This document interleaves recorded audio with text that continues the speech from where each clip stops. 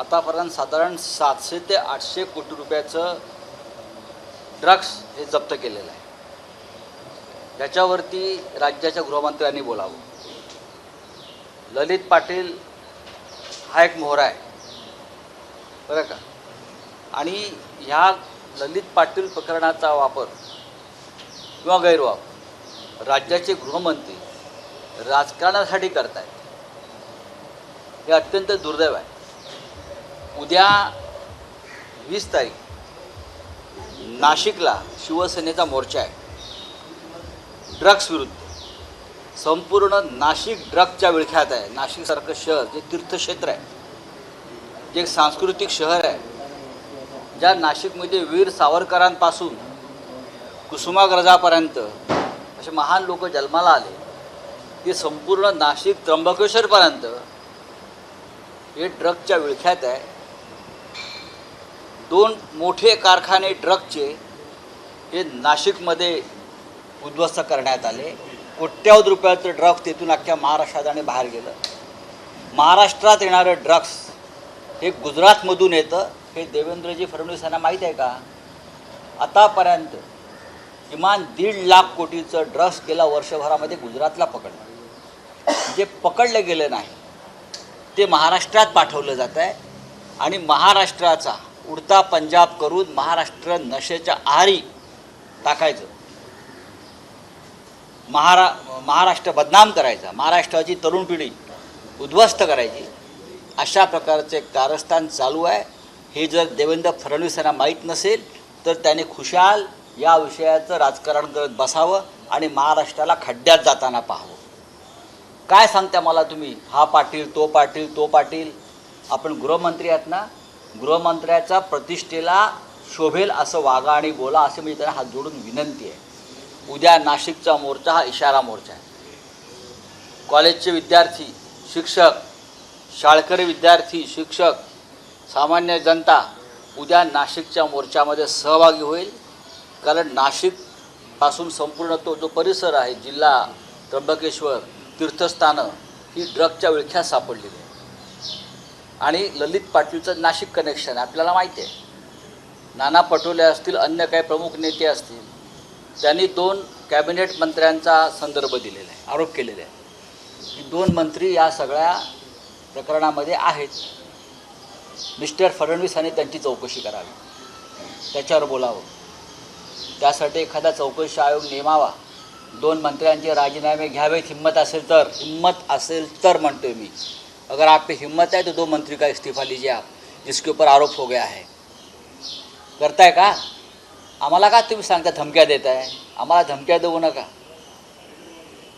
आम्हाला धमक्या देऊन काही उपयोग नाही. तुम्ही आम्हाला फार तर काय करा, खोटी प्रकरणं परत टाकाल ना आमच्यावर, खोटे गुन्हे दाखल कराल. 2024ची बॉर्डर लाईन लक्षात ठेवा काय होत आहे. 2024ला तुम्ही आहात आणि आम्ही आहात. आतापर्यंत आम्ही कधी सुडाने वागलो नाही. राजकारण हे सुडाचा कारखाना नाही.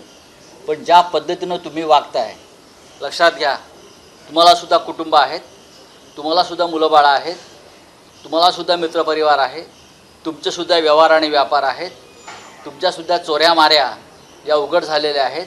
सगळ्या आज सत्ता आहे म्हणून तुम्ही दाबताय. या ड्रग्स प्रकरणाच्या मुळाशी जाऊन गृहमंत्र्यांनी सत्य शोधून काढलं पाहिजे. सर, एक लंबा सवाल है मेरा. हो, मग त्याच्यावरती बोलावं ना गृहमंत्र्यांनी. टाळच्या पिळा कशा बाजूत बसल्यात नरेंद्र मोदींसारख्या? बोलावं नाही त्याच्यावरती. एक ड्रग्स माफिया सांगतो पोलिसांच्या ताब्यात असताना की मला पळवून नेण्यात आलं, येरवडामधून त्याला बाहेर काढलं, 9 महिने ससून इस्पितळात त्याची खात्री केली, पाहुणा सरकारी म्हणून राहिला. मग मंत्र्यांच्या आदेशानं त्याची तिकडे पूर्ण व्यवस्था झाली, त्याला पळवून नेण्यात आलं. हे स्वतः तो माफिया सांगतो आहे. काय सांगताय तुम्ही? देवेंद्र फडणवीस यांचे डोकं ठिकाणावर आहे का गृहमंत्री म्हणून? काय त्यांनाही नैराश्यानं ग्रासला आहे? सर, इजराइल के मुद्दे पर जब से पवार साहब ने अपना बयान रखा है, 2 बड़े बयान सामने आए हैं.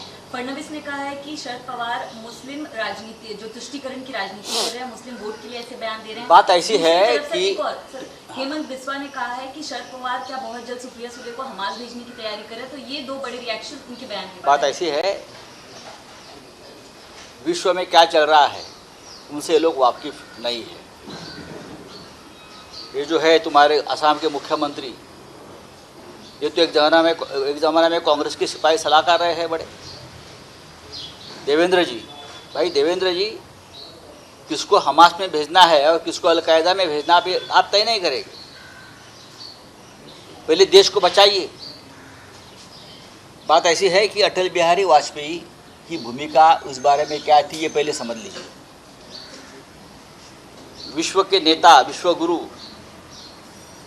नरेंद्र मोदी जी को आपने बनाया है, लेकिन इंदिरा गांधी से पंडित नेहरू से लेकर अटल बिहारी वाजपेयी तक इजराइल और पैलेस्टाइन के संघर्ष में एक भूमिका हमारी देश की रही है। वो एक बार समझ लीजिए। सरकारें बदली फिर भी भूमिका नहीं बदली। आप इजराइल के साथ इसलिए है कि आपको ईवीएम मशीन टेम्पर करने का टेक्नोलॉजी आपको इजराइल से मिला है, पेगासस आपको इजराइल से मिला है, और ऐसी बहुत सी बातें आपको इजराइल से मिली हैं, इसलिए आप ये कर रहे हैं। हम इजराइल के खिलाफ नहीं है, न पैलेस्टाइन की साइड ले रहे हैं, लेकिन पैलेस्टाइन के बारे में, यासर अराफत के बारे में नेहरू जी से लेकर, इंदिरा जी से लेकर अटल बिहारी वाजपेयी तक एक भूमिका है। उस भूमिका का और इतिहास का अध्ययन देवेंद्र भाई ने करना चाहिए। वो असम के मुख्यमंत्री तो पगला गए हैं, उनके ऊपर बात करना भी अब लगता है कि ये अच्छा नहीं है। कुछ भी बकते हैं, कुछ भी बोलते हैं। देश को समझ लीजिए और इतिहास को समझ लीजिए। एक ज़माने में अपने कांग्रेस का नमक खाया है, ये भूलो मत। जिस तरह से गाज़ा में अस्पताल पर हमला हुआ है और जो बाइडेन वहाँ से देख रहा है बैठकर तेल अवीव से, ये कौन सी मानवता है। इजराइल में जिस तरह से हमास ने लोगों को मारा है, ये बहुत ही गंभीर है, दर्दनाक है। युद्ध के बाद हमने देखा है करगिल में क्या हो गया, बांग्लादेश वॉर में क्या हो गया। सामान्य जनता सबसे ज़्यादा उसमें दर्द झेलना पड़ता है, और हमास और इजराइल के युद्ध में भी सामान्य जनता ही मर रही है। नेता जो है बंकर में आराम से बैठे 5 स्टार। तो भाई देवेंद्र जी, एक बार जाइए आप गाज़ा पट्टी में और इजराइल में और इतिहास समझ लीजिए। अटल बिहारी वाजपेयी की संसद के भाषण सुनिए। अटल जी जब प्रधानमंत्री थे 2 बार, तब उनकी पैलेस्टाइन के बारे में जो भूमिका रही है वो देख लीजिए। उसके बाद ये जो युद्ध शुरू हो गया, जयशंकर जी जो हमारे एक्सटर्नल अफेयर मिनिस्टर है, उसने एक भूमिका बाद में स्पष्ट की है पैलेस्टाइन के बारे में, वो भी देख लीजिए। यहाँ बैठकर सबको एडवाइस देते आप, वो बंद कर लीजिए। सर, ओवैसी 23 अक्टूबर को एक जो पैलेस्टाइन और गाजा में के खिलाफ प्रोटेस्ट ऑर्गेनाइज कर रहे तमाम पॉलिटिकल पार्टीज के लीडर्स को मुझे मालूम तो सर उसमें शामिल होंगे। मराठीच्या मेळाव्यामध्ये पंतप्रधान कोण असेल तर राहुल गांधींचं नाव कार्यकर्त्यांकडून घेण्यात आलेलं आहे। ठीक आहे, 2024ला पाहू ना। चलिए, थँक्यू। सर, हमास टेकडी नाक्यावर ज्यावेळेला गेला होता काल देवीच्या दर्शनासाठी, पोटदुखी, भीती आणि पोटदुखी, आणि जळफळाट। देवाच्या दारात तुम्ही असे कृत्य करता, हिंदुत्ववादी समजता, हां। आणि रश्मी ठाकरे तिथे आल्यावर तुम्ही घाबरून लाईट बंद करता, पंखे बंद करता। देव पाहतो आहे, हिंदुत्ववादी आहेत म्हणून सांगतोय तुम्ही, स्वतःला हिंदुत्ववादी मानताय ना। एका महिलेला घाबरताय, रश्मी ठाकरेंना घाबरताय।